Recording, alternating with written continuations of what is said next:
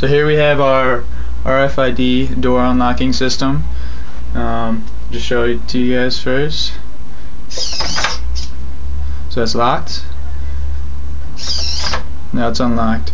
So the way it works is you scan the card into the parallax RFID card reader, goes through to the board, which is an arduino uno, which then sends a signal to the servo.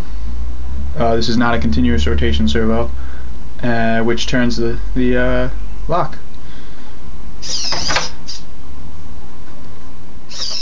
Pretty basic. Do it with the door open.